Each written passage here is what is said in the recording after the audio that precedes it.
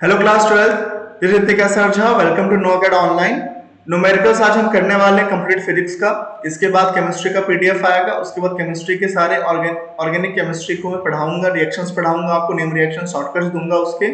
हम 1000 सब्सक्राइबर के बहुत करीब हैं, तो जल्द से जल्द उसको 1000 करवा दो। और कुछ भी लगे तो कमेंट करो, बताओ कैसा लगा करके। तो स्टार्ट करते हैं हम लोग आज के वीडियो को। हमारा जो पहला न्यूमेरिकल है वो कहता है the radius of A spherical conductor is 9 centimetre. मतलब इसका मतलब ये है कि मेरे पास एक गोलाकार चालक है और इसकी जो त्रिज्या है, इसका जो रेडियस है वो कितना है, वो है 9 सेंटीमीटर। सही है। उसके बाद क्या बोला गया है, उसके बाद बोला गया now plus 4 microcoulomb charge is given to it. अब क्या होता है, इस गोलीय चालक को कितना कुलम, तो 4 माइक्रोकुलम आवेश दिया जाता है। तो क्या बताना है, what will B its capacity. तो आप बताइए इस गोलीय चालक, इस स्फेरिकल कंडक्टर की कैपेसिटी कितनी है। तो आपको याद रखना पड़ेगा एक formula, capacity of spherical conductor, किसी गोलीय चालक की धारिता होती है 4 pi epsilon naught into R. अब देखिए एक शॉर्टकट बताता हूं। आप सबको पता है 1/4 पाई एप्सिलॉन नॉट बराबर होता है 9 इंटू 10 टू द पावर 9, है ना। ये तो सबको पता है, 9 into 10 to the power 9 into 10 to the power 9। अब मैं एक काम करता हूँ, 4 पाई एप्सिलॉन नॉट को ऊपर ले जाता हूँ और 9 इंटू 10 पावर 9 को नीचे लाता हूँ। तो ये हो जाएगा 1/9 इंटू 10 टू द पावर 9 बराबर 4 पाई एप्सिलॉन नॉट। तो ये देखिए इस पूरे की वैल्यू हमको मिल गई। चलो यहाँ रखते हैं। तो 4 पाई एप्सिलॉन नॉट की वैल्यू कितनी मिल गई, 1/9 इंटू 10 टू द पावर 9। अब r की बात करें, r कितना दिया है, 9 सेंटीमीटर। लेकिन हमें वैल्यू तो मीटर में रखनी होती है, सेंटीमीटर में नहीं रख सकते। तो 9 सेंटीमीटर को मीटर में कन्वर्ट करो, कैसे करोगे, तो 9 सेंटीमीटर को 100 से डिवाइड दोगे। इसका मतलब ये हो जाएगा 9 इंटू 10 की पावर माइनस 2। तो ये आ जाएगा 9 इंटू 10 की पावर माइनस 2। 9 से 9 क्या हो जाएगा, कैंसल। और ये 10 की पावर 9, ये होगा 10 की पावर माइनस 2 बट्टे 10 की पावर 9। इसको सॉल्व करोगे तो ये आएगा 10 की पावर माइनस 2 माइनस 9। जब बेस सेम रहता है तो पावर्स घट जाती है, जब आधार सेम होता है तो पावर्स घट जाती है। तो ये होगा 10 की पावर माइनस 11, किसमें होगा, फैरेड में। तो हो गया हमारा आंसर 10 की पावर माइनस 11 फैरेड।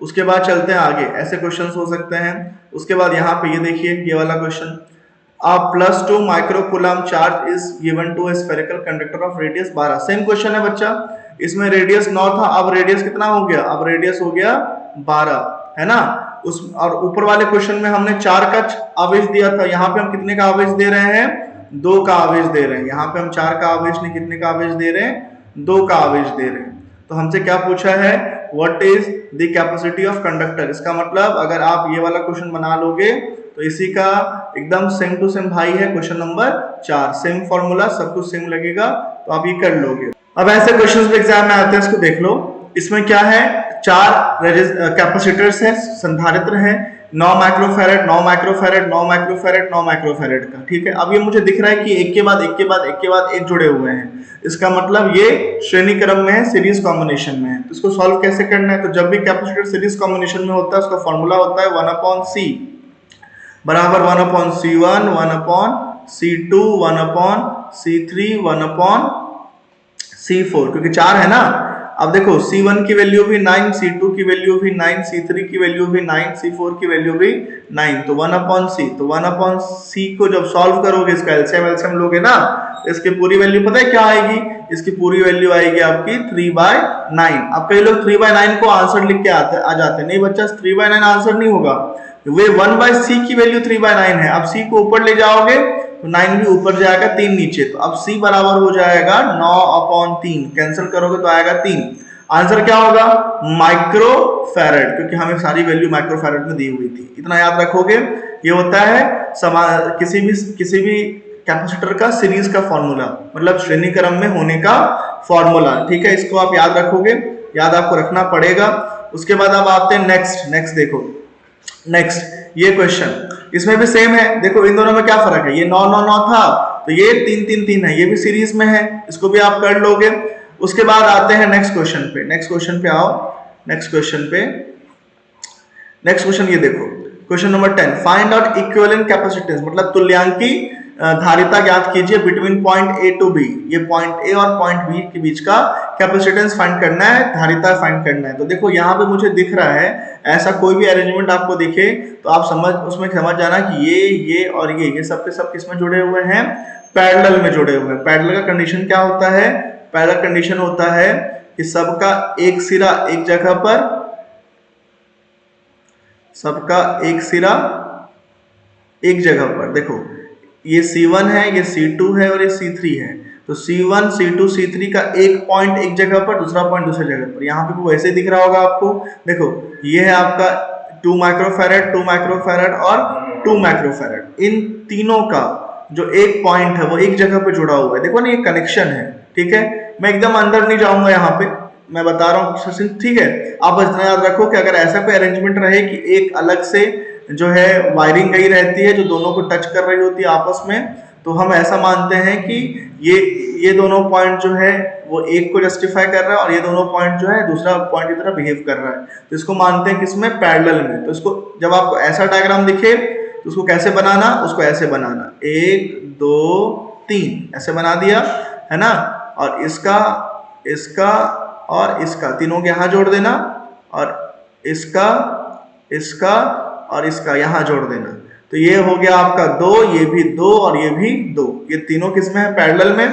तो जब आपका कैपेसिटर पैरेलल में होता है तो पता है फॉर्मूला क्या होता है, उसका फॉर्मूला होता है C बराबर सिंपली C1 C2 C3। तो C1 भी 2 बराबर बराबर ना, C1 भी 2 है, C2 भी 2 है, C3 भी 2 है। तो 2 + 2 + 2 यानी कितना हो गया, 6 माइक्रोफैरड। आंसर देखो 6 माइक्रोफैरड। चलेगा। उसके बाद सेम जो क्वेश्चन ऊपर वाला था वही पूछा था। देखो ये भी वही है, 3 3 3। तो पहले क्या करना है, इसको ऐसे बनाना एग्जाम में, है ना, ऐसे बनाना एग्जाम में। बहुत इजी चीज होता है। ये भी 3, ये भी 3, ये भी 3। ये कौन सा क्रम है, कौन सा ऑर्डर है, कौन सा कॉम्बिनेशन है, पैरेलल कॉम्बिनेशन। तो क्या होता है फॉर्मूला, C बराबर C1 + C2 + C3। 3 3 6 3 9। देखो 9 माइक्रोफैरड आंसर हो गया। चलेगा। बाकी सब भी ऐसा ही है। फिर एक क्वेश्चन और देख लो यहाँ पे, ये देखो ये वाला question. 3 capacitor of capacities 2 picofarad, है ना, 2 पिकोफैरड और 4 पिकोफैरड, है ना, respectively are connected in series. Series में ना, सीरीज जैसे बोल दिया सीरीज, मैं समझ गया। मेरा फॉर्मूला होगा 1/C = 1/C1 1/C2 1/1/C3। 3 है ना। अब C1 भी 2, C2 3 और C3 4। तो जहां C2 है वहां 2, जहां C2 है वहां पे 3 और जहां पे C3 है वहां पे 4। सॉल्व कर दोगे आपका आंसर आ जाएगा। दे याद रखना, जिसमें आपका वैल्यू दिया है पिकोफैरड में उसी में आंसर आना चाहिए पिकोफैरड में। माइक्रोफैरड दिया तो माइक्रोफैरड में। फैरड क्या होता है, कैपेसिटेंस का यूनिट होता है। बहुत ही आसान होता है, ये भी सेम है। उसके बाद आगे चलते हैं हम लोग। ये देखो ये question, 3 microcoulomb charge is given to a spherical conductor of radius 18 centimetre. एक स्फेरिकल कंडक्टर है, इसका रेडियस कितना है 18 सेंटीमीटर, और इसको मैं कितना चार्ज दे रहा हूं 3 माइक्रोकूलम का। तो आपको बताना है कि इस स्फेरिकल कंडक्टर का कैपेसिटेंस, इस गोलीय चालक का धारिता क्या होगा। अरे बता चुका हूं, गोलीय चालक की धारिता का फॉर्मूला होता है 4πε0 × R। पहले वाला क्वेश्चन था वही वाला क्वेश्चन ये भी है ना। ये वाला भी बता चुका हूं, 6 6 6 6 सीरीज में है सबके सब। तो 1/6 + 1/6 + 1/6 + 1/6। सॉल्व कर लो, आंसर आ जाएगा। ठीक है। अब नेक्स्ट एक देखते हैं। देखो ये क्वेश्चन, ठीक है, क्वेश्चन नंबर 14। ये किस चैप्टर का था, ये मैं सारे चैप्टर का साथ में बता रहा हूँ ना, ये सब न्यूमेरिकल्स आपको करना है। तो ये जो न्यूमेरिकल्स आपको ऊपर में मैंने करवाया, ये था इलेक्ट्रिक पोटेंशियल का, कैपेसिटेंस का, धारिता का, चैप्टर नंबर 2 का। अब आते हैं नेक्स्ट। यहाँ पे देखो ये हो गया करंट का। ये किसका न्यूमेरिकल है, ये है करंट का। करंट से भी न्यूमेरिकल आता है, तो करंट का न्यूमेरिकल एक बार देख लो। क्या लिखा हुआ है, the length of the wire of potentiometer is 5 metre. The length of the wire of the potentiometer is 5 metre. एक मिनट, मेरे को एक चीज चेक करना है। तो length of the wire, the length of the, नहीं एक्चुअली मैं चेक कर रहा था कि आवाज आगे पीछे तो नहीं हो रहा है। बहुत कुछ देखना पड़ता है ना, टेक्निकल ग्लिच आ जाता है नहीं तो। The length of the wire of the potentiometer is 5 metre. मतलब एक पोटेंशियोमीटर है, विभव मापी है, उसके वायर की लंबाई 5 मीटर है। What will be the value of the voltage gradient when 5 volt electromotive force is applied at its and. मतलब अगर मैं उस पोटेंशियोमीटर में 5 वोल्ट का इलेक्ट्रोमोटिव फोर्स विद्युत वाहक बल अप्लाई कर रहा हूं तो वोल्टेज ग्रेडियंट का फॉर्मूला क्या होगा। तो आप समझ जाओ, जो पोटेंशियल ग्रेडियंट है जिसको हम लोग वोल्टेज ग्रेडियंट के नाम से भी जानते हैं, इसका फॉर्मूला होता है फाई बराबर वी अपॉन एल, फाई बराबर वी अपॉन एल, जहां वी मतलब जो ईएमएफ हम दे रहे हैं, वोल्टेज दे रहे हैं, और एल मतलब होता है पोटेंशियोमीटर की लंबाई। हम कितना दे रहे हैं वोल्टेज, 5 वोल्ट, लंबाई कितना है 5, तो उसका पोटेंशियल ग्रेडियंट कितना हो जाएगा 1 वोल्ट पर मीटर। वोल्ट का यूनिट वोल्ट होता है, लंबाई का मीटर, तो 1 वोल्ट पर मीटर। ठीक है, क्वेश्चन नंबर 15 जो है वो सेम क्वेश्चन है क्वेश्चन नंबर 14 के जैसा, है ना, और क्वेश्चन नंबर 16 भी जो है वो भी सेम क्वेश्चन है। ठीक है, तो 3 बार बताने का क्या मतलब है। नेक्स्ट क्वेश्चन देखो, by connecting the electrode of a cell to a resistance of 20 ohm its potential difference decreases from 50 volt to 40 volt. Okay, तो देखो यहाँ पे क्वेश्चन बता रहा हूँ, तो क्या बोल रहा है, by connecting the electrode of a cell to a resistance of 20 ohm. मतलब एक सेल है, उस सेल का जो इलेक्ट्रोड है ना, मतलब उस एक सेल है, एक क्या हो गया था तुमको, तो देखो एक सेल है, और उस सेल को जब हम लोग कनेक्ट करते हैं, किससे कनेक्ट करते हैं, एक 20 ओम के प्रतिरोध के साथ। एक सेल है, उसको हम जोड़ते हैं 20 ओम के प्रतिरोध के साथ, 20 ओम के रेजिस्टेंस के साथ। तो जो सेल का वोल्टेज होता है 50 वोल्ट, वो सेल को प्रतिरोध के साथ जोड़ने की वजह से कितना हो जाता है 40 वोल्ट। और आप सबको पता है होगा, क्योंकि रेजिस्टेंस जो है कुछ एनर्जी खा जाएगा। और अब क्या बोल रहा है, calculate the internal resistance of the cell, तो उस सेल का इंटरनल रेजिस्टेंस कितना होगा ये आपको पता लगाना है। तो यहाँ पे फॉर्मूला यूज होगा R is equal to capital R E by V minus 1। और हाँ, ये प्रूफ करने के लिए भी एग्जाम में आता है, दिया हूँ आपके इंपॉर्टेंट पीडीएफ जो है ना फिजिक्स का चैप्टर, उसमें। तो देखो यहाँ पे मुझे R निकालना है, क्योंकि R क्या कहलाता है, आंतरिक प्रतिरोध किसी सेल का, लिखा है ना इंटरनल रेजिस्टेंस, R निकालना है, ये R दिया है। अब E और V पता करना है। देखो जब तक सेल सर्किट से कनेक्टेड नहीं था तो उसका वोल्टेज था 50, यानी जब तक आपका सेल सर्किट से कनेक्टेड नहीं है, जब तक आपका सेल काम नहीं कर रहा है, एकदम नया नवेला है, तब उसके ऊपर जो वोल्टेज लिखा है वही उसका ईएमएफ होता है। यानी इसका जो ईएमएफ है वो कितना हो गया 50। और जैसे ही आपका बैटरी सर्किट में जुड़ता है, काम करना स्टार्ट करता है, कोई भी हरकत करता है, तो उसका जो पोटेंशियल होता है, वोल्टेज होता है, उसको हम बोलते हैं सिंपली वोल्टेज। तो देखो E की वैल्यू 50, V की वैल्यू 40।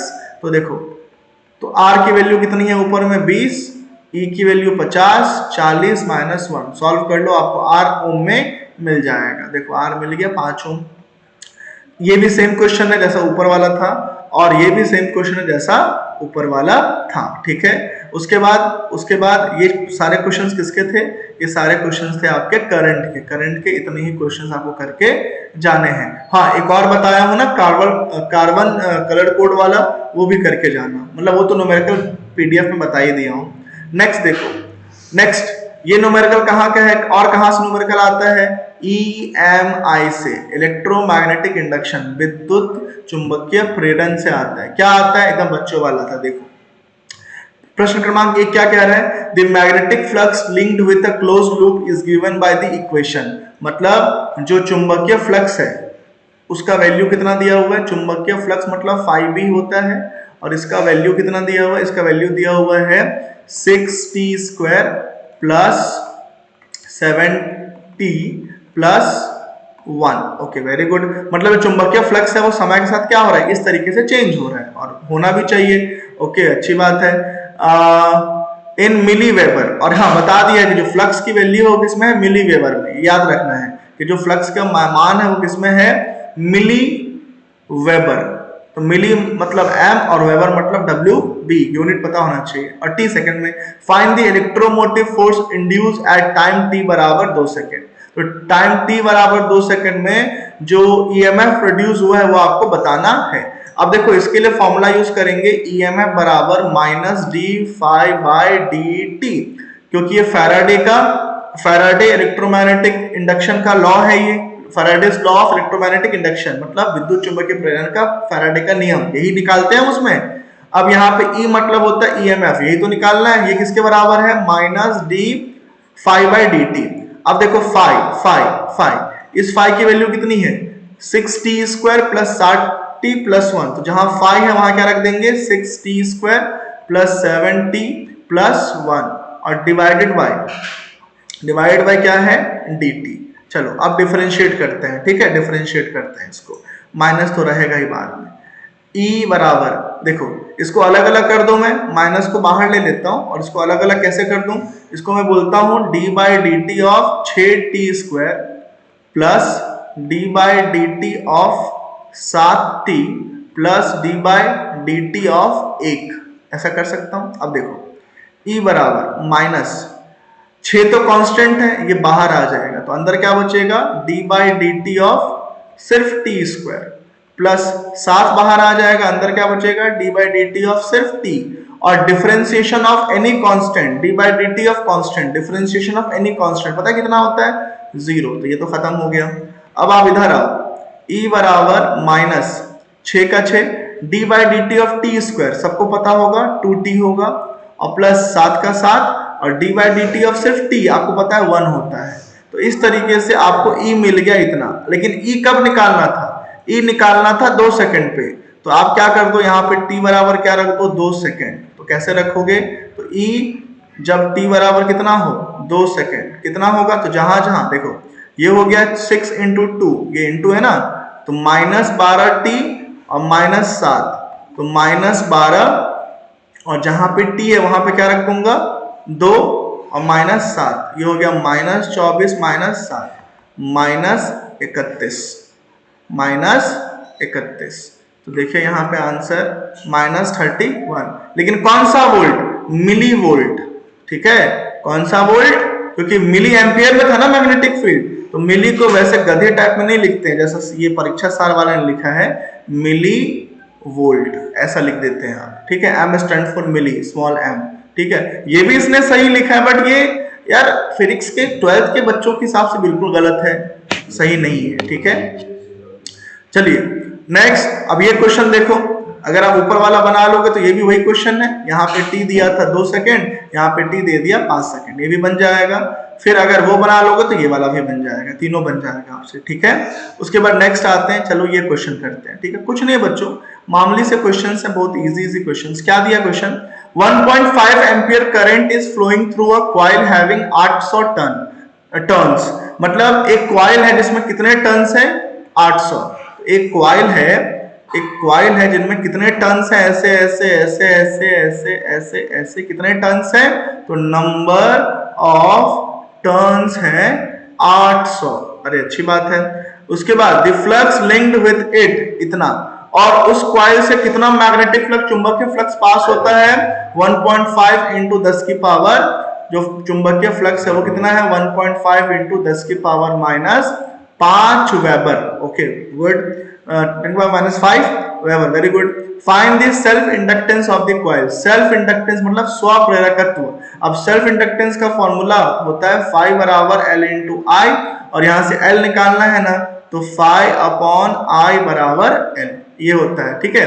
तो हमने समझ में आ गया कि L का फॉर्मूला होता है phi/I, अरे बहुत अच्छी बात है, phi/I, हमने लिखा phi/I, चलो बहुत अच्छी बात है, लेकिन यहाँ पे हमको ना I नहीं पता है। अब I क्या होता है बच्चों, I मतलब होता है करंट, अब इसके बारे में हमें कोई आइडिया नहीं है, अब हमें करंट तो निकालना पड़ेगा ना, क्योंकि बिना करंट निकाले अगर हम लोग वैल्यू सॉल्व कर देते हैं तो हमारा काम बिल्कुल भी नहीं बनने वाला है। अब देखो इसके अकॉर्डिंग अगर आप जाओगे तो इसने क्या किया, phi = L × I होता है, L की वैल्यू निकाली है, ठीक, तो एक टन का फ्लक्स इतना है तो 800 का इतना हो जाएगा फ्लक्स, 5 पता चल जाएगा हमको, और हमें ना कुछ और भी गिवन है क्या, कुछ और गिवन है क्या, कुछ और गिवन है क्या, करंट तो हमको गिवन नहीं, हाँ ये देखो करंट गिवन है 1.5 एम्पियर, तो देखो वही तो बोलूं डेटा होना चाहिए, तो देखो यहाँ से L निकालना है, phi देखना phi, तो देखो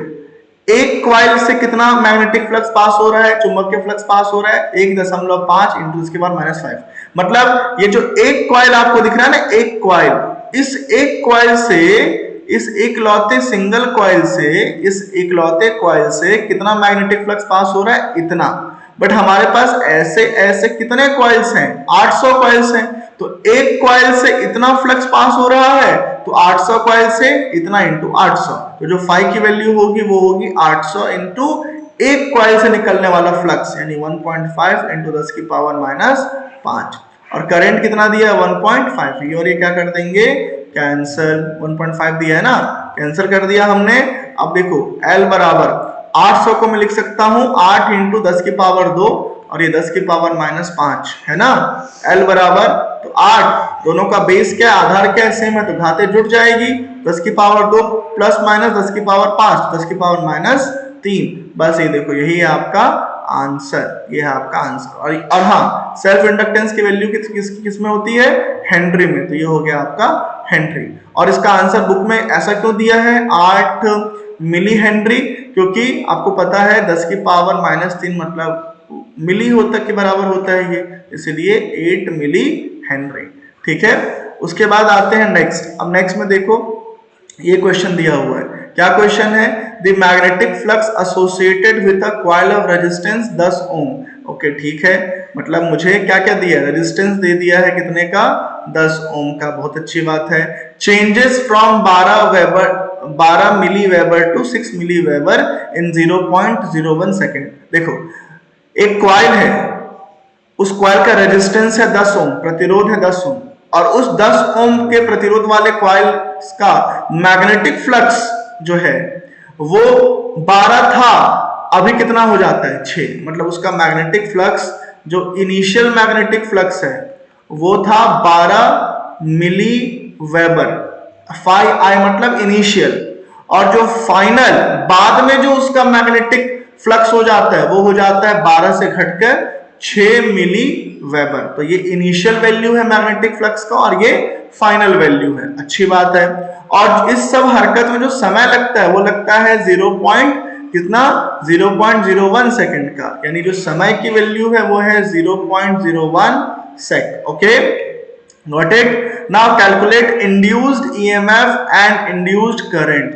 तो अब हमें इंड्यूस्ड ईएमएफ निकालना है और इंड्यूस्ड करंट निकालना है। चलो बहुत अच्छी बात है, बहुत इजी बात है, कैसे निकालेंगे देखो। इंड्यूस्ड ईएमएफ का फॉर्मूला होता है minus delta phi upon delta T. अब बोलोगे क्या सर अभी बताए थे minus D phi by D T. देखो ये D phi by D T कब यूज करना है, जब आपका ईएमएफ समय के साथ परिवर्तित हो रहा हो, जब आपको इस तरीके से मैग्नेटिक फ्लक्स का वैल्यू गिवन हो समय के साथ वाला, तो यूज करना है E बराबर minus D phi by D T. लेकिन हमारे केस में जो हमारा फ्लक्स है वो समय पे डिपेंड कर रहा है क्या, यहाँ पे समय के अकॉर्डिंग चेंज हो रहा है क्या, हाँ हो रहा है, बट हमें दिया है क्या, नहीं, हमें बोला है कि भैया इनिशियल था 12 में, बाद में कितना हो गया 6, मतलब हमें दिया है फाइनल और इनिशियल, इसलिए हम ये डेल्टा यूज करेंगे। तो E बराबर माइनस, अब देखो ये डेल्टा फाई जो है इसको कैसे लिख सकते हो आप, इसको लिखोगे phi final minus phi initial, इसको लिख सकते हो ना ऐसा, final minus initial upon change in time. Change in time समय में कितना चेंज दिया है 0.01 का, 0.01 का। तो E बराबर माइनस, अब देखो फाइनल फ्लक्स कितना था, फाइनल फ्लक्स था 6, तो फाइनल फ्लक्स था 6, इनिशियल कितना था 12 है ना, इनिशियल 12 लिखा हूं ऊपर में अपॉन 0.01। अब देखना ध्यान से, तो E बराबर 6 में 6 माइनस 12 माइनस 6 और माइनस प्लस 6, और ये हो जाएगा आपका 1 अपॉन 100, कितना हो जाएगा 1 अपॉन 100, 100 जाएगा ऊपर, तो ऊपर जाके ये हो जाएगा 600। तो इसका मतलब कि जो आपका वैल्यू आएगा ना वो कितना आ जाएगा 1 अपॉन 100 हो जाएगा, और ऊपर जाके हो जाएगा ये 600। ठीक, अब रुकना एक चीज, ये 600 आया, लेकिन आपको एक बार और याद रखनी चाहिए पड़ेगी कि जो हमारा, एक चीज रुको, न्यूमेरिकल में हमने एक चीज मिस कर दिया, देखो हाँ ये जो, हाँ सॉरी मिस किया हमने, वो बता रहा हूं, ये जो फ्लक्स था ना इनिशियल मैग्नेटिक फ्लक्स, प्रारंभिक चुंबकीय फ्लक्स और अंतिम मतलब फाइनल मैग्नेटिक फ्लक्स यानी अंतिम चुंबकीय फ्लक्स, ये मिली वेबर में है। इसका मतलब अगर यहाँ 12 लिखा है तो ये 12 मिली वेबर का मतलब होता है 12 इंटू 10 की पावर माइनस 3 वेबर। और 6 मिली वेबर का मतलब होता है 6 इंटू 10 की पावर -3 वेबर, ये मिली का मतलब होता है। तो हमारा जो यहाँ पे आंसर आया था ना, आंसर देखो 6 आया था 6, तो ये 6 मिली वेबर है। तो इसको वेबर बनाने के लिए क्या करना पड़ेगा, इसकी पावर -3 से मल्टीप्लाई। अब ये जब 100 ऊपर जाएगा, ये 100 कहाँ जाएगा, ऊपर, तो देखो यहाँ पे क्या होगा, यहाँ पे क्या होगा, मिली वेबर का मतलब है 10 को वेबर बनाने के लिए 10 की पावर -3 से मल्टीप्लाई करना पड़ता है। तो ये देखो, तो ये हो जाएगा 6 इज इक्वल टू 6 इंटू 10 की पावर -3, और 100 ऊपर जाएगा 10 की पावर 2, तो ये हो जाएगा 6 इंटू 10 की पावर -3 और +2 -1, तो ये हो जाएगा घूम फिर के आपका E बराबर 6 इंटू 10 की पावर -1, ये हो जाएगा 0.6, 0.6, तो ये देखो 0.6 वोल्ट आ गया, 0.6 वोल्ट आ गया। अब करंट भी निकालना था, तो करंट बराबर क्या होता है, तो करंट बराबर होता है वोल्टेज अपॉन रेजिस्टेंस। आपको पता है ना, आपको पता है V is equal to I into R, तो V by R is equal to I, लेकिन यहाँ पे हम वोल्टेज को V नहीं क्या बोल रहे हैं, E बोल रहे हैं। तो करंट बराबर होता है वोल्टेज अपॉन रेजिस्टेंस, है ना, मतलब विभव बट्टे प्रतिरोध। तो E की वैल्यू निकल गया 0.6, और रेजिस्टेंस, रेजिस्टेंस कितना दिया था क्वेश्चन में, 10 ओम का, तो 0.6 डिवाइडेड बाय 10, तो ये हो जाएगा 6 अपॉन 10 इंटू 10, यानी ये हो जाएगा 0.06 एम्पियर। दैट्स इट, इतना इतना इजी है, 0.06 एम्पियर चलेगा, कोई दिक्कत इसमें होना नहीं चाहिए। उसके बाद देखो question number 9, 2.5 ampere current is flowing through a coil having 100,000 turns. The magnetic flux associated with each turn of coil is this. Weber finds self inductance of a coil. अभी भी बताया था, जो सेल्फ इंडक्टेंस होता है स्वप्रेरकत्व, उसका formula होता है phi अपॉन आई। आई की वैल्यू कितना दी है, 2.5 एम्पियर यहाँ रखना, और phi देखो, तो एक कॉइल के लिए मैग्नेटिक फ्लक्स इतना दिया है, लेकिन कॉइल है कितने, 1000, तो इस 1000 को इस एक कॉइल के मैग्नेटिक फ्लक्स से मल्टीप्लाई करोगे तो वो यहाँ का फाई के बराबर होगा, दोनों को डिवाइड मार दोगे आंसर आ जाएगा।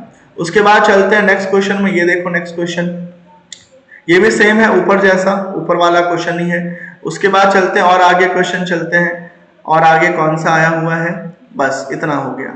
अब उसके बाद जो नया चैप्टर जहां से न्यूमेरिकल आता है वो है ray optics. Ray optics, ray optics का मतलब होता है किरण प्रकाशिकी, यहां से भी न्यूमेरिकल आता है। तो देखो ये पहला न्यूमेरिकल क्या है, numerical a candle is kept at 4 centimetre distance from a concave mirror of radius of curvature 10 centimetre. एक कॉन्केव मिरर है, अवतल दर्पण है, उस अवतल दर्पण के से 4 सेंटीमीटर की दूरी पर एक कैंडल को रखा जाता है, एक मोमबत्ती रखी जाती है, ठीक है। और जो अवतल दर्पण है उसका जो रेडियस ऑफ कर्वेचर है, ठीक है, रेडियस ऑफ कर्वेचर को हिंदी में मुझे नहीं पता, वक्रता त्रिज्या कहते हैं मेरे ख्याल से, वो 10 सेंटीमीटर है। रेडियस ऑफ कर्वेचर को हम कैपिटल आर से रिप्रेजेंट करते हैं, 10 सेंटीमीटर है, ठीक है।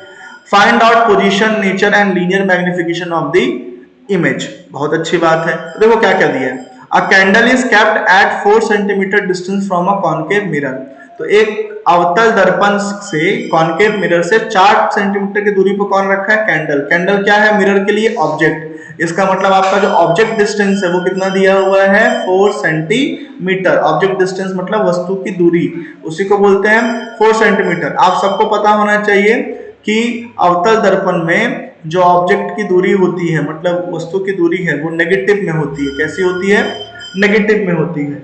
कैसे नेगेटिव में होती है, तो पहली चीज तो क्या आप लोगों को अवतल दर्पण बनाना आता है कि अवतल दर्पण होता कैसा है। अब देखो, अब तो मैं एक कॉन्केव मिरर बना लेता हूं, कॉन्केव मिरर यानी अवतल दर्पण, है ना। अब देखो मैं इतना हिंदी बता रहा हूं तो थोड़ा सा कोऑपरेट करना। अब देखो ये जो है इस अवतल दर्पण का, इस अवतल दर्पण का क्या है, पोल होता है, और पोल होता है तो अवतल दर्पण, अब ऑब्जेक्ट कहाँ रखते हैं, ऑब्जेक्ट यहाँ कहीं रखते हैं ना, तो ये ऑब्जेक्ट है इस, है ना, और यहाँ से यहाँ तक की जो दूरी है वो कितना दिया है, 4 सेंटीमीटर। और आपको पता है कि किसी भी मिरर में, किसी भी कॉनकेव मिरर हो, कॉन्वेक्स मिरर, कुछ भी मिरर में जो पोल से ऑब्जेक्ट की दूरी होती है उसको बोलते हैं ऑब्जेक्ट डिस्टेंस यू। तो ऑब्जेक्ट डिस्टेंस यू कितना दिया है मुझे, 4 सेंटीमीटर, है ना। उसके बाद रेडियस ऑफ कर्वेचर 10 सेंटीमीटर है, radius of curvature 10। Obviously radius of curvature जो होगा मतलब इसके पोल से ये जो आपका मिरर है ना, कॉनकेव मिरर है ना, इसके सेंटर की दूरी, तो ये मान लेता हूं कितना है, 10 है, और रेडियस ऑफ कर्वेचर को हम क्या बोलते हैं, आर बोलते हैं। चलो अच्छी बात है, ये भी मान लिया। उसके बाद आपको निकालना है पोजीशन किसका, इमेज का, प्रतिबिंब का, और प्रतिबिंब जो बनेगा उसका नेचर बताना है। जो इमेज बनेगा उसका नेचर इरेक्ट बनेगा या इन्वर्टेड बनेगा, और आपको मैग्निफिकेशन बनाना है कि जो आपका ऑब्जेक्ट है वो मिरर से पास होने के बाद उसका साइज बढ़ेगा या कम होगा या कोई चेंज नहीं आएगा। तो इसके लिए हमें मिरर फॉर्मूला चाहिए। तो मिरर फॉर्मूला का क्या होता है, मिरर फॉर्मूला होता है 1/f इज equal to 1/v plus 1/u। ये मिरर फॉर्मूला है, ये देखो मिरर फॉर्मूला, ठीक है। अब आपको क्या करना है, मिरर फॉर्मूला हमने अगर निकाल लिया तो अब आपको यहाँ पे v निकालना है, u निकालना है, और क्या निकालना है, f निकालना है। तो इस चीज को फटाफट देखो हम ये जो u है, u इसकी वैल्यू सिर्फ 4 नहीं लेंगे, क्या लेंगे, -4। क्यों, साइन कन्वेंशन आपको पता होगा, जब हमारी रे तो इधर जा रही है, लेकिन हम लोग ऑब्जेक्ट की दूरी को मापने के लिए जो रे है, किरण है, उसके अपोजिट जाते हैं, तो ये साइन हो, तो आपका जो डिस्टेंस होता है वो नेगेटिव होता है। ऐसा ही जो r है वो सिर्फ 10 नहीं होगा, -10 होगा। क्यों, क्योंकि हमारा रे तो इधर जा रहा है ऑब्जेक्ट से, लेकिन हम इस r को, इस रेडियस ऑफ कर्वेचर, वक्रता त्रिज्या को मेजर करने के लिए जो किरण आ रही है उसके अपोजिट जा रहे हैं, तो ये भी माइनस में हो जाएगा। अब देखो 1/v मुझे निकालना है प्लस 1/u, u कितना है, -4, और 1/f मुझे नहीं पता, लेकिन हाँ मुझे पता क्या है, मुझे पता है कि जो रेडियस ऑफ कर्वेचर होता है वो फोकल लेंथ का डबल होता है, यानी वक्रता त्रिज्या जो होती है वो फोकल दूरी का डबल होता है। तो यहां से हमें r दिया है, r कितना दिया है, r दिया है हमको -10, तो ये हो जाएगा -10 बराबर 2f, और बराबर 2f और -10/2 इज इक्वल टू 5, तो -5 इज इक्वल टू f। तो देखो यहाँ पे, तो 1/f की जगह पर -5, देखो f निकला -5 बराबर 1/v और -1/4 है ना। तो अब इसको इधर लेके आ जाओ, तो -1/5 नीचे माइनस रहता है, इसको ऊपर ले जा सकते हो, इसको इधर लेके आओगे तो +1/4 इज इक्वल टू 1/v। अब इसको सॉल्व कर दो, तो ये होगा 20, ये हो जाएगा -4 plus 5 is equal to -1/v, ये हो जाएगा 1/20 बराबर 1/v, और v को ऊपर ले जाओगे तो 20 ऊपर चले जाएगा, तो 20 बराबर v, यानी 20 मीटर है ना। यानी आपका जो इमेज है वो कहाँ बनेगा, पोल से 20 मीटर, यानी यहाँ से 20 मीटर, यानी अब देखो यहाँ से यहाँ की दूरी 4 थी, यहाँ से यहाँ की दूरी 10 है, मतलब जो अपना इमेज है वो इधर कहीं बनेगा, और उसकी दूरी पोल से कितनी होगी, 20 होगी। चलो ये मिल गया, देखो हमें मिला v कितना आ गया, 20 सेंटीमीटर, ये बनेगा बिहाइंड द मिरर है ना। अब निकालना है मैग्निफिकेशन। अब मैग्निफिकेशन जो है उसका फॉर्मूला होता है -v/u है ना। अब माइनस v की वैल्यू कितनी आ गई, 20, और u की वैल्यू कितनी आ गई, -4, ये कैंसिल हो गया, इसको कैंसिल करोगे तो मैग्निफिकेशन आ जाएगा 5। अब देखो जब मैग्निफिकेशन पॉजिटिव में आता है ना, तो इसका मतलब होता है कि आपका इमेज जो है वो वर्चुअल बनेगा, मतलब इमेज जो है रियल वर्ल्ड में नहीं बनेगा, इमेज बनेगा कौन से वर्ल्ड में, इमेजिनरी वर्ल्ड में, ठीक है। ये कर लेना, ये भी सेम क्वेश्चन है और ये भी सेम क्वेश्चन है, उसके बाद चलेगा। उसके बाद आगे बढ़ते हैं, आगे देखो ये वाला क्वेश्चन आया हुआ, ये इंपॉर्टेंट है। The refractive angle of prism is 60 degree, मतलब जो एंगल ऑफ प्रिज्म होता है, प्रिज्म कोण, वो दिया है 60 degree. If angle of minimum deviation is 38, मतलब मिनिमम डेविएशन मतलब डेल m, ये है एंगल ऑफ मिनिमम डेविएशन, मतलब मिनिमम विचलन का कोण, डेल m बोलते हैं इसको। ये कितना दिया हुआ है, 38 डिग्री, अच्छी बात है। और and the refractive index of material of prism, और जो प्रिज्म है उसका जो मटेरियल है उसका जो अपवर्तनांक है, रिफ्रैक्टिव इंडेक्स है म्यू, वो कितना दिया है, वो दिया है, वो हमको निकालना है। तो देखो बहुत ही सिंपल सा क्वेश्चन है, इसके लिए फॉर्मूला कौन सा यूज करेंगे, ये वाला, कौन सा वाला, तो मैं बता रहा हूँ आपको, ठीक है। फॉर्मूला याद होना चाहिए आपको, mu is equal to sine A plus delta M, del M upon sine A by 2। तो देखो म्यू बराबर साइन का साइन, ए कितना था, ए कितना है, देखो तो ए कितना था 60, और डेल एम कितना था 38, तो ये हो गया sign 60 plus 38 upon sine 60/2, a/2 ना। तो ये हो जाएगा म्यू बराबर साइन 60 30 90 98 अपॉन ये हो जाएगा साइन 30, है ना, साइन 98 और साइन 30।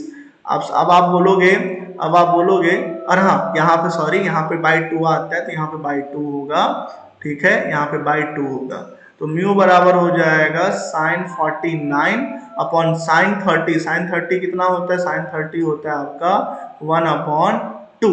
तो म्यू बराबर अब साइन 49 की वैल्यू कितना दी है 0.7547, 0.7547, ठीक है।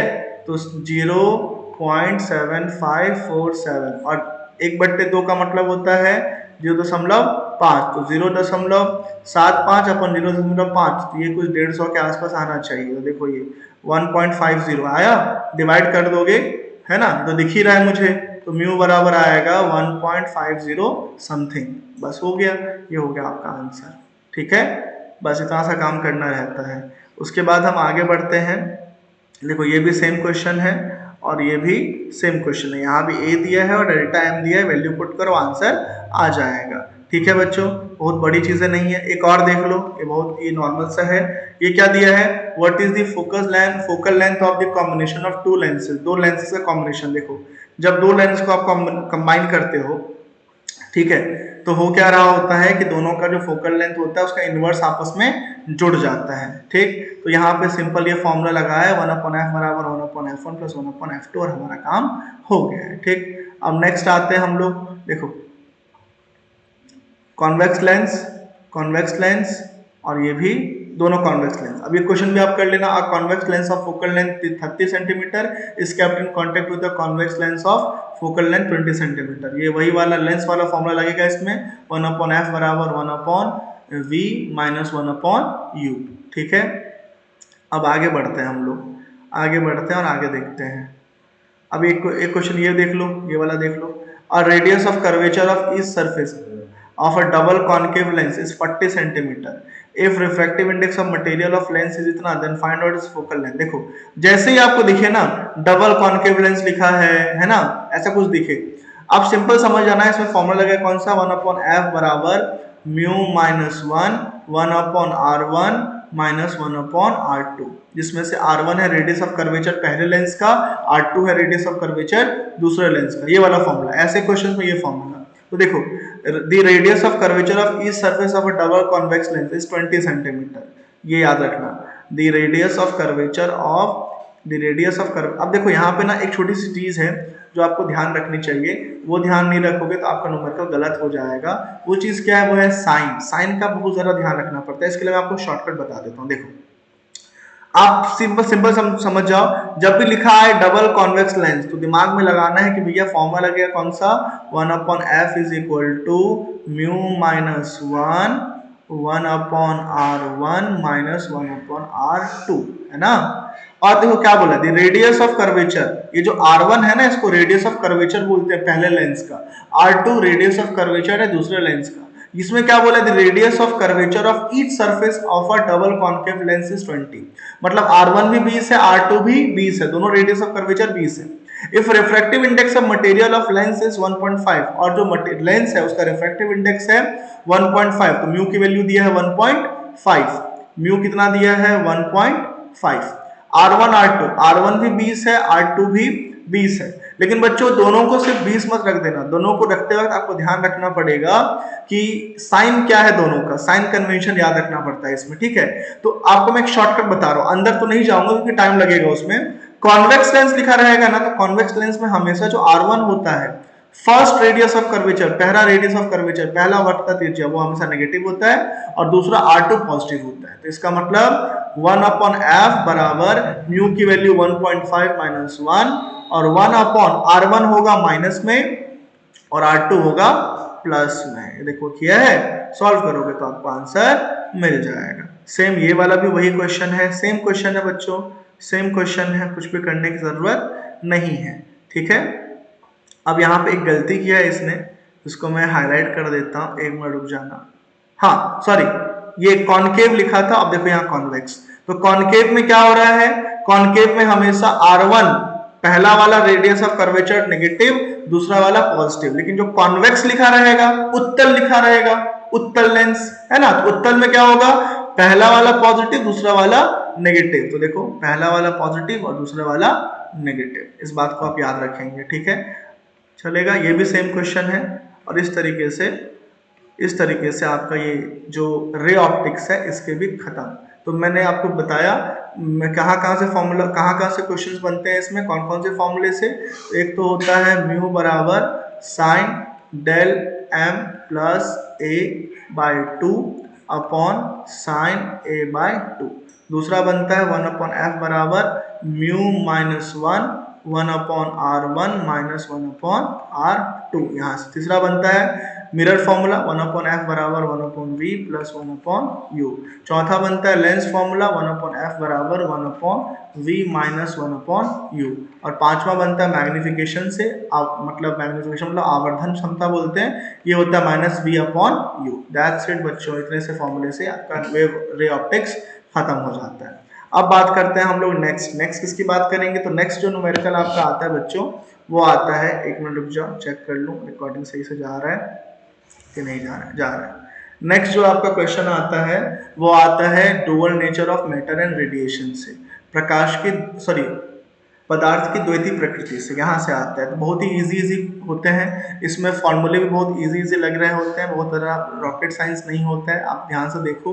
तो देखो पहला क्वेश्चन क्या आया है, if the energy of a photon corresponding to wavelength 6000 angstrom is this. तो ये देखो क्या दिया है, एनर्जी दे दिया है फोटोन का, कितना एनर्जी दे दिया है 9.92 इंटू 9.92 इंटू 10 की पावर माइनस 19 जूल ही होगा, ऑब्वियसली एनर्जी है तो, है ना, जूल। हाँ, then what will be the energy of a photon corresponding to wavelength 4000 angstrom. देखो एक 6000 एंगस्ट्रॉम के तरंग दायरे वाले वेवलेंथ वाले जो लाइट है उसकी एनर्जी इतनी है।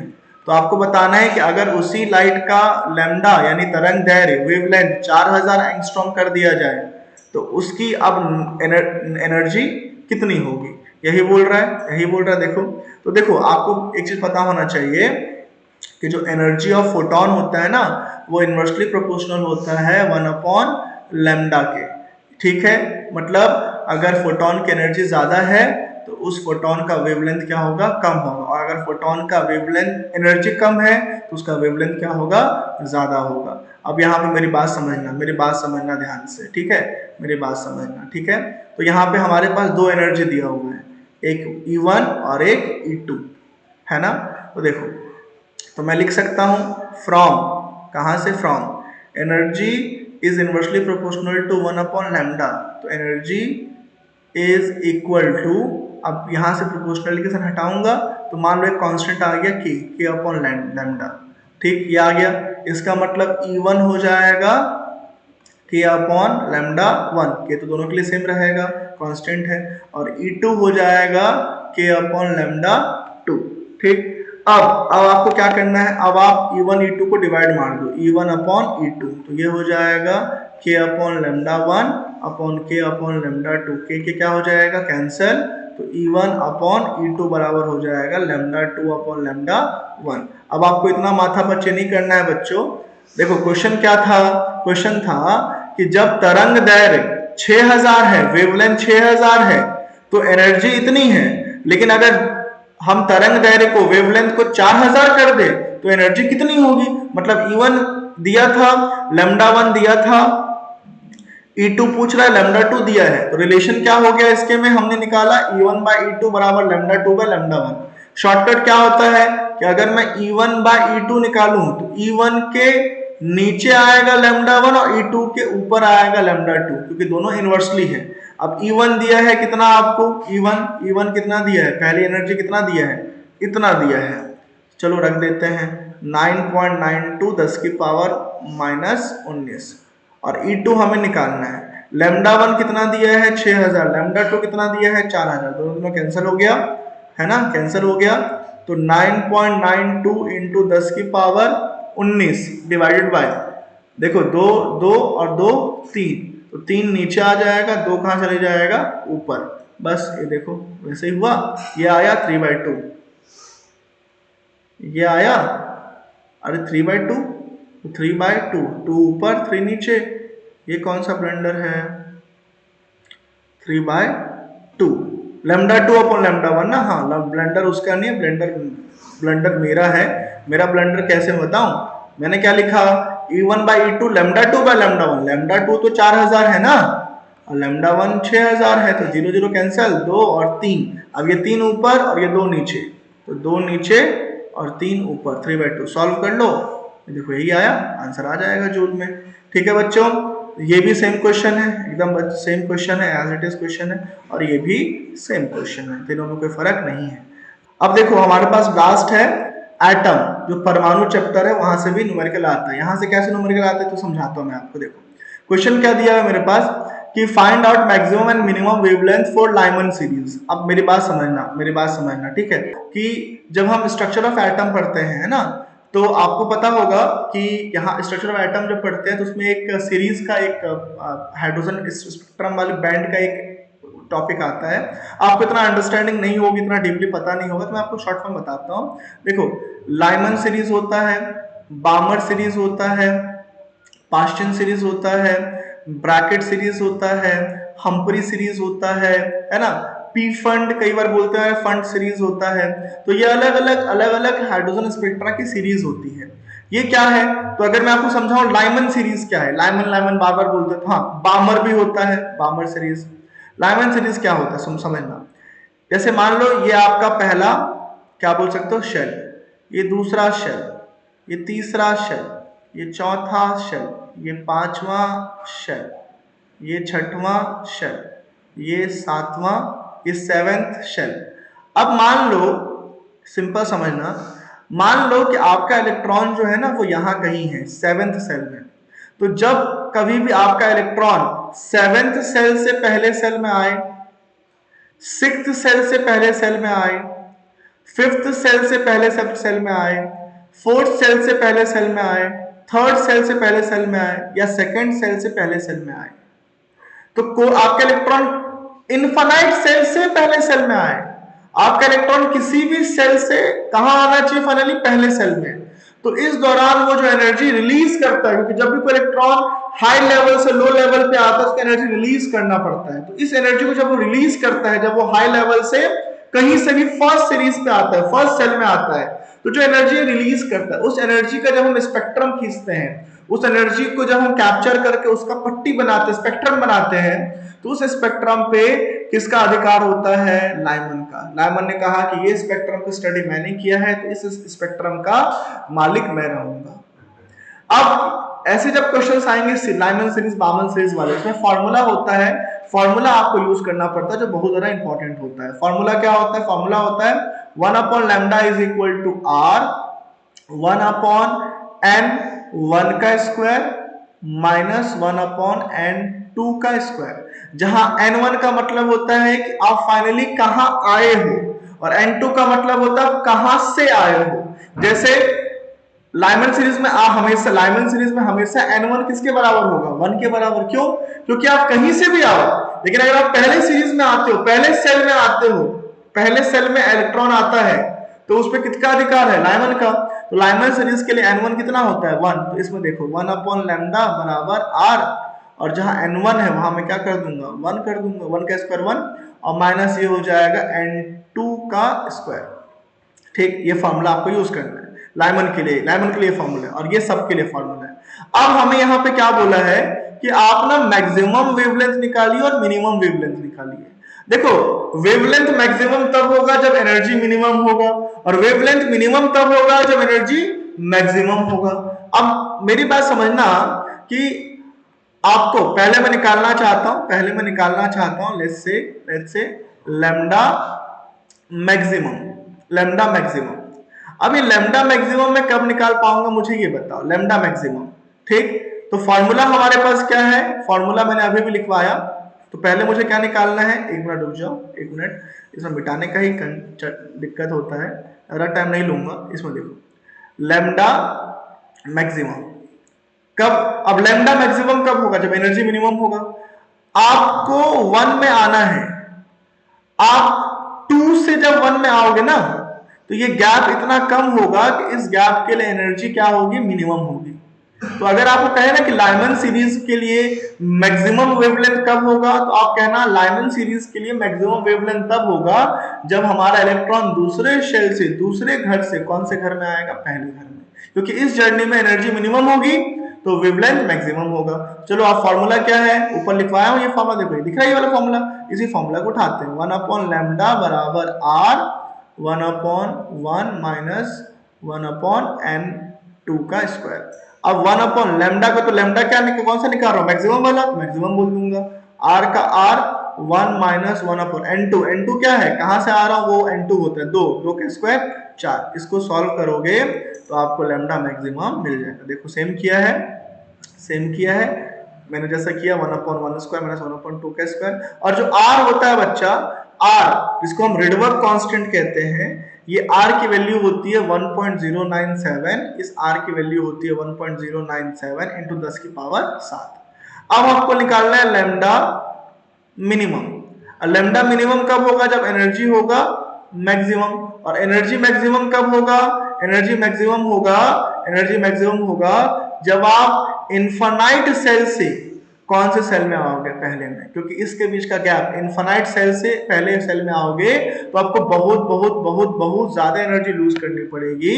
ठीक, तो अब फॉर्मूला क्या बन जाएगा, 1 अपॉन लैम्डा मिनिमम बराबर आर, लाइमन के लिए बता रहा हूं, 1 बाय 1 माइनस 1 अपॉन n2 का स्क्वायर। n2 क्या हो जाएगा, n2 हो जाएगा इनफाइनाइट, इनफाइनाइट, तो यहाँ पे लिख दोगे इनफाइनाइट का स्क्वायर। सॉल्व कर दो, आर की वैल्यू रख दो, सॉल्व कर दो, आपका आंसर आ जाएगा।